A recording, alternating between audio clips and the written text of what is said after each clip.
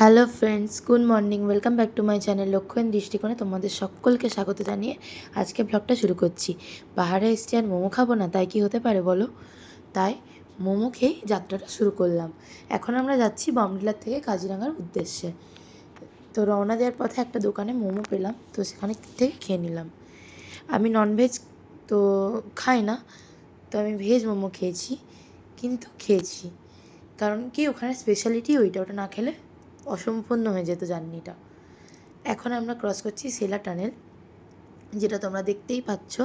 আগের দিনের ভিডিওতেও আমি দেখিয়েছিলাম, কিন্তু আমাদের হয়তো কপালে ছিল না যে সেলা পাস দেখা। কিন্তু ঠিক আছে, পুরো ট্যুরটা আমরা খুব এনজয় করেছি। দেখো, কিছু জিনিস তো হতেই পারে, কেন কি পাহাড় যেহেতু, ওখানে কেউ কোনো গ্যারেন্টি দিতে পারে না। তো আমরা সেলা পাস দেখতে পারিনি, বাট স্নোফল তো পেয়ে গেছি, অসুবিধা নেই।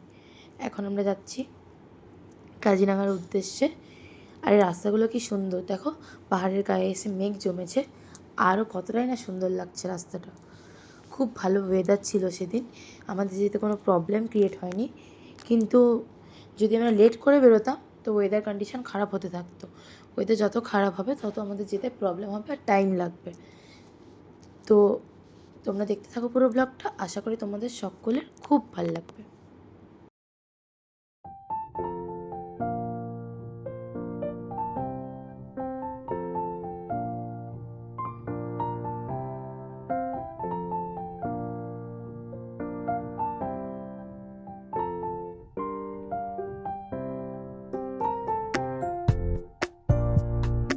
বন্ধুরা, এখন তোমরা যে জায়গাটা দেখছো, এখানে আমাদেরকে লাঞ্চ করানো হয়েছিল। জায়গাটা সত্যি অপূর্ব একটা জায়গা, একটা নদীর ধারে আমরা সকলে বসে লাঞ্চ করেছিলাম।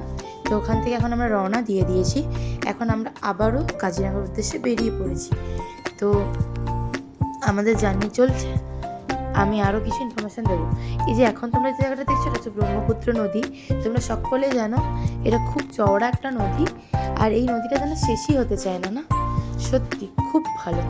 মানে আমি ভিডিওটা স্টার্ট করেছি, মোটামুটি ভিডিওটা 5 মিনিটেরও উপরে চলছে। নদীটা এতটাই চওড়া ছিল। যখন আমরা ট্রেনেও যাচ্ছিলাম তখনও আমরা এরকমটাই দেখতে পেয়েছি। আর এর মাঝখানে না ছোটো ছোটো দেখো সেই চড়া পড়েছে, খুব ভালো লাগছিল দেখতে। যদি একটু নামতে পারতাম না, খুব ভালো হতো, কিন্তু এরকমভাবে তো হাইওয়েতে নামা যায় না। তো সেই রিকোয়েস্টটা করা পসিবল ছিল না। তো দেখতে থাকো, আশা করি তোমাদের খুবই ভালো লাগবে পুরো জার্নিটা। ওখানকার সিনারি জাস্ট অসাম ছিল।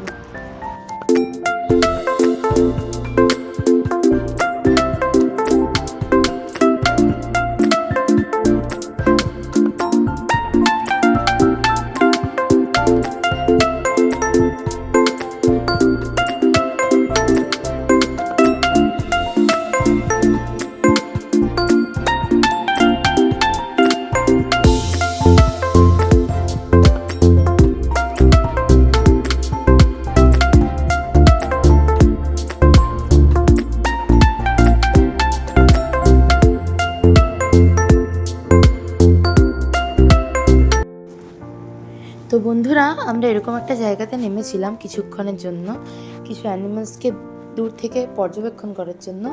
তো এখানে বাইনোকুলার দিলে খুব ভালো দেখা যায়।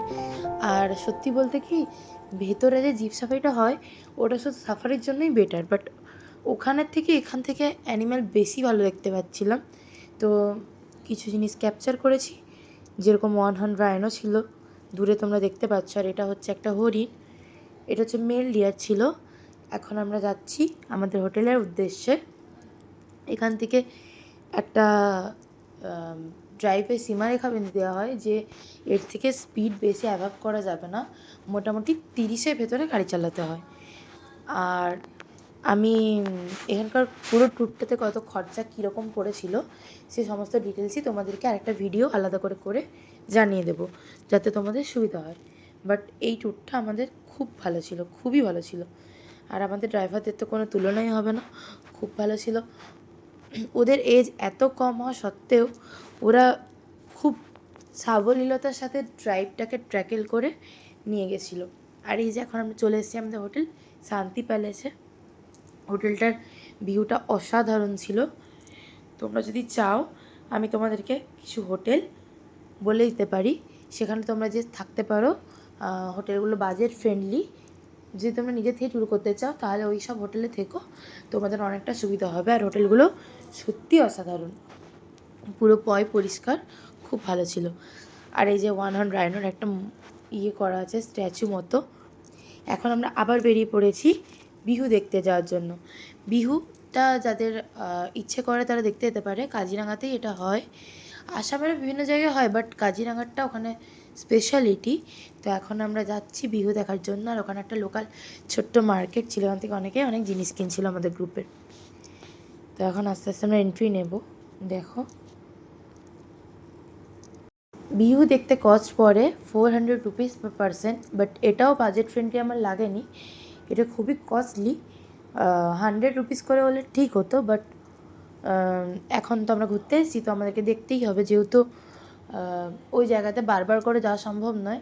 তো একবারের মধ্যে সব কিছু ঘুরে আসা উচিত, সব কিছুটাই এক্সপিরিয়েন্স দরকার। অরুণাচল ট্যুরের বিভিন্ন আপডেট জানতে আমার চ্যানেলের সাবস্ক্রাইব করে বেল আইকনটা ক্লিক করে দাও, তোমরা সমস্ত কিছু জানতে পারবে। আর এরকমই অনেক ট্যুর আমি করি প্রত্যেক বছর, তো তোমরা সব কিছুই দেখতে পারবে। এখন দেখতে থাকো, আমি এখন বিহু দেখার উদ্দেশ্যে যাচ্ছি। বিহু দেখতে সবাই যায়নি, কিছু জনই গেছিলো আমাদের গ্রুপ থেকে, যেহেতু ওটা অনেকটা কস্টলি পড়ে যায়। আর অনেকে সেদিন টায়ার্ড ছিল, তো অনেকে সেদিন একটা রেস্ট করতে চেয়েছিলো।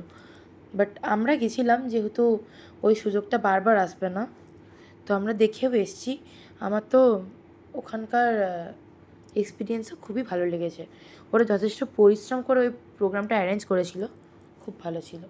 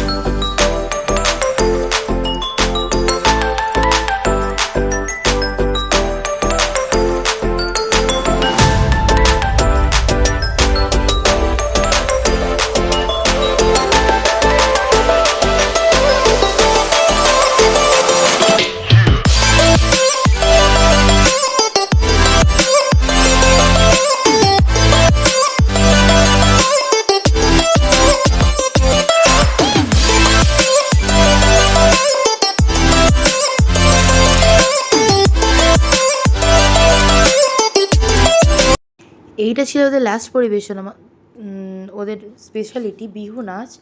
তো আমি আমার ব্লগটা এখানেই শেষ করছি। আবারও একটা এরকমই কোনো নতুন ব্লগ নিয়ে তোমাদের সাথে আসছি খুব শীঘ্রই। তো ততক্ষণের জন্য স্টে টিউন। তো টাটা। আর তোমরা সবাই সুস্থ থেকো, ভালো থেকো। বাই।